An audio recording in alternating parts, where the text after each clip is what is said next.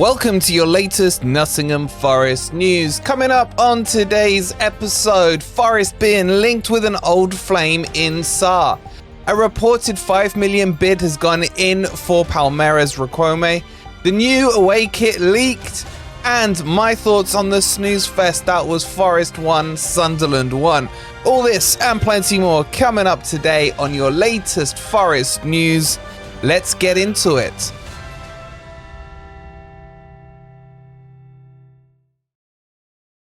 Today's video is sponsored by our good friends at Lindley's Auto Centre, with over 10 different locations across Nottinghamshire and a customer service that is literally 5-star. You can get things from your MOT done, to your car being serviced, to tyre deals as well, and they will fit them at home, at work, wherever you need them. And most importantly, they are a stone's throw from the City Ground opposite the club shop. Make sure you go check them out. The website's in the description, or scan the QR code. Good morning, good evening, or good night. Hope you guys are doing well, and welcome to your latest Forest transfer news. If you haven't already, please don't forget to hit that like button, subscribe to Forest Fan TV if you are new. And let's get into the news, because there's quite a bit to talk about. Honestly, it just never ends with Nottingham Forest. We're going to kick this off with Ismaila Sarr from, well, he used to be at Watford, now at Marseille. A lot of you may be sitting there thinking, that name rings a bell. Well, it should. Forest have been linked to him in many transfers since we've been back in the Premier League, but the most predominant one was when we first came up. There was talks around the time when we were getting Emmanuel Dennis that Sarr might have been the one Forest were going for. They were even talking about potentially getting both, but it ended up that Watford didn't want to lose all three of their strike force. If you remember back then, they had Dennis, they had Pedro, and they had Sarr. And Sarr was actually one of the more expensive ones. We got the cheapest one in Dennis, and, you know, your thoughts are your thoughts on Dennis. But he then moved on to Marseille for a fee of 13 million. And he's played 23 games for them, got a couple of goals, I think about 3 or so in that season. And Marseille now would be happy to let him move on if they can recoup most, or if not all, of the money they have spent on him, which, as I said, was about 13 million. Now, Forest aren't the only ones interested in him. Apparently, and these are rumours, I don't know if they're true or not, but Crystal Palace have put in a bid already for him. Basically, they're looking for an Elise replacement. And Sarr's probably not quite Elise level. So, what are my thoughts on Sarr? If you asked me 2 years ago, when we were just promoted and looking for these types of player, I would have bit your hand off for Sarr. He's really quick, he's a good winger, but he still lacks, I think, that je ne sais quoi of being in the Premier League. I honestly look at him and think, is it much difference to what we have with Elanga? Elanga's already settled in the team, he knows the philosophies, the Nuno tactics, etc. I don't know about this one. I'm not against him at that price tag. It's not that expensive if you are looking at, say, 10 million or something like that. But I'll be honest with you, it's not got the wow factor for me. I think Forest have done a lot of good business already. But I'm at the stage now where I want the big, shiny new toy. I've had all the little presents you get on Christmas Day or Eid or whatever takes your fancy. And then you get to that big box and you want to open it up and find, I don't know, a new Xbox or something. What you don't want is a jumper in there. And right now, Sarr feels like a jumper for me. And I'm not trying to disrespect him. I'm not. I still think he has his qualities. But I'm ready for a striker. And that's what I want right now. I am worried after watching yesterday's match. And let's kind of move on into that. About the lack of striking options we currently have. Chris Wood is Chris Wood. I think he had a few good purple patches last season. Definitely his goals kept us up. But I worry about his fitness and I worry about his versatility in terms of what he can do on the pitch. Taiwo's got his personal issues going on, but putting those to one side, he is very injury prone, as we've seen over the last 24 months. And that's it. We don't really have a backup on the backup of the backup. Apart from Dennis. And I still firmly believe Dennis is a winger and not a number 9. I think he would do his better work probably on the left side, but that's where we have Callum Hudson-Odoi. So we definitely need a striker. And there are strikers there and available on the market. Go check my shopping list from a few weeks ago and see if you agree with them or not. But we definitely need one now, and it's becoming a priority for me. In terms of the game itself yesterday, I felt that it was slow. And it was a bit boring. I'm just going to be honest with you guys. I hyped it up beforehand saying Forest going to kick on after Chesterfield. We're going to see more patterns of play and all this, But it was clear that the heat took its toll on the players. And if you've seen what Nuno said afterwards, he basically agreed with me, saying, and I was glad to hear it, saying how slow the gameplay was, blaming the heat, which you can understand. And he just seemed to go full back to that whole minutes and legs thing. I still don't think it was terrible, don't get me wrong. I still saw some good things on the pitch. You know, this time last year we were seeing low block in pre-season matches with like 6 million kids being played, whereas now we're still seeing main squad players being used and, you know, some form of patterns of play. What I didn't like was the formations yesterday. He started with a back three in the first half, and I thought he would switch to a back four in the second half, but he continued on with a back three. If you're going to play in that heat and it's just going to be an experimental game, I want to see more experiments with formations. I want to see a 4-3-3 used, a 4-5-1 used, or even a 4-4-2, whatever.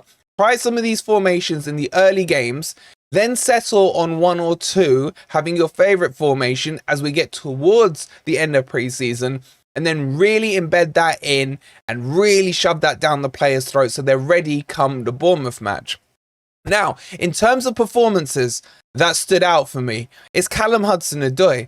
I thought he was the standout player on the pitch yesterday. I thought he was right up there against Chesterfield as well. And he's not just going from strength to strength. It's his confidence levels right now that are standing out to me. When he gets the ball, he just looks at the defender and says, I'm going to take you on, and there's nothing you can do about it, and he just charges straight at them. And we saw a lot of the attacks coming down the left-hand side yesterday, and virtually nothing down the right-hand side where Eric Da Silva was, for example. And I like the link-up play he has with Aina. That, to me, is a key thing from yesterday. Those partnerships. The likes of Aina and Callum Hudson-Odoi looks locked on. It's a green link on FIFA for you old school FIFA players. We need more of those across the rest of the pitch. Now, in terms of other things that I noticed, I still don't think Nuno knows what he's doing in the 6 and the 8 position. I feel like he's leaning towards Sangare in the 6. And again, I thought Sangare was pretty damn good yesterday. Not as good as Chesterfield, but good. I think he's going to be our 6. How the 8 plays out, I have no idea, and I don't think Nuno does either. I would like to see Sangare paired up with Anderson. I know they were on the same half of the pitch yesterday, but with a Morgan Gibbs-White in front of them in a 4-2-3-1, and I'd like to see that tested out in the upcoming games. But overall, I'm not dejected by that game. It's just a pre-season game. There were patterns of players in there, but it was just a bit slow and dull, if I'm being honest with you. What are your thoughts? Let me know in the comments down below. Okay, so let's move on and talk about some more transfer updates for you guys. And as we mentioned in a video, 2 days ago? Or was it? Yeah, I can't remember. About Riquelme from Palmeiras. Now, there are plenty of differing reports on this one. And I'm going to tell you straight up, I'm not close enough to this one and haven't been fed any information on it. So I'm literally going to regurgitate out all the different information just so you guys have it. So there's a report out that Forest have put a £5 million bid in for him to Palmeiras. Some are saying it's been accepted and some are saying it's being considered. Either way, 5 million will be in the ballpark to secure this, maybe plus or minus 1. Now, the ones that are saying it's been accepted are then going on to say that the decision has been left up to the player to decide whether or not he wants to join Nottingham Forest. And the feelings are that he will be keen on it. Don't forget we got agent Danilo in on this. I mean, hopefully he doesn't speak to Scarpa about it. But we've had plenty of dealings with Palmeiras before over the last couple of years. Now, on top of that, there are other reports, and I can't verify these ones, that say even if it's agreed, and he does agree to come to Nottingham Forest and the fees and terms, etc., are all done, he won't be able to join until January because of his age. I have no idea if that is true or not. It doesn't sound like it's something that could be, but there's something about when it goes through in September. So there's a lot of information flying around there. I just haven't had a chance, because obviously we had the game last night, speak to any of the guys we talked to be able to confirm or deny this.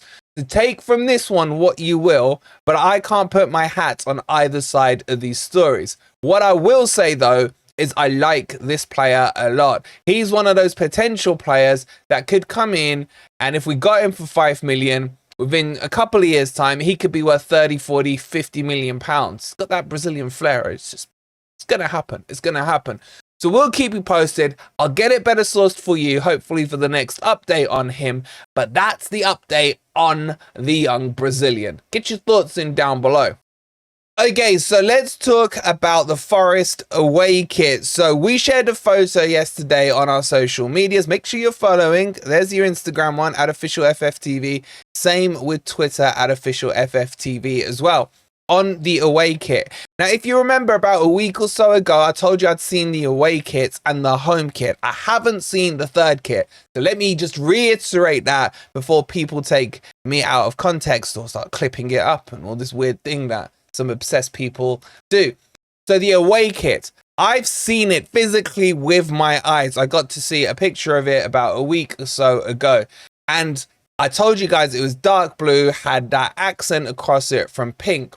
So the picture we shared, as far as my memory serves me correct, that is the correct one. But what I saw, it had the logo, the sponsor across it as well. So with the sponsor, if I remember rightly, it was the same color as the accent, so that pinky stuff. And then with the shorts, there are two different pairs of shorts. Now, I've only seen the pink ones, but that's probably for kit clashes where the blue of the away kit is too similar and they need a contrast that's a full pink. Otherwise, the shorts will be blue with some pink accents. I haven't seen those ones, but that's what I'm being told. So I like this kit. I'm never usually a massive Pink fan, and I'm not talking about the singer, but I like this one. It's got a little design to it. This is probably my biggest issue with the home kit this season is, yes, I know it's got the stars, but I'm going to be honest with you, it took me ages to be able to like see the stars. It was just like, is that one star there? Is that another one? Have we got like 5 stars on there? Something happening next year, Champions League wise, that we don't know about? I don't know. So I'm not saying I don't like the home kit, and these kits always grow on me within a month or two. But the away kit, when I saw it, I was like, yeah, I like that one. I can see how it works. Now, in terms of the third kit, I haven't seen this one, okay? But I'm being told it's Man City style sky blue. There have been some images of some like white and light blue kits and all this. I don't know if those ones are correct because I haven't seen it. I can only tell you on what I've seen. But it is going to be in that color scheme, that sky blue, maybe a bit of white on it, etc. That's what I'm being told, but I haven't seen it. But what do you guys think about this away kit? Do you like it or not? And are you going to go and spend 97 quid to get it with a name and number on and a £6 fee for a Premier League badge? That for me, I don't know why, but that £6 Premier League badge has absolutely triggered me in terms of the club really taking the piss when it comes to taking money from us.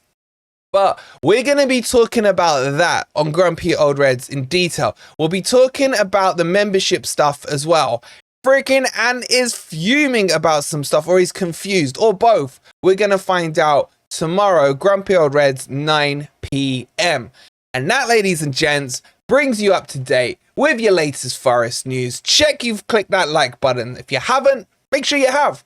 Subscribe if you are new. And we will see you on the next video. Come on, you Reds.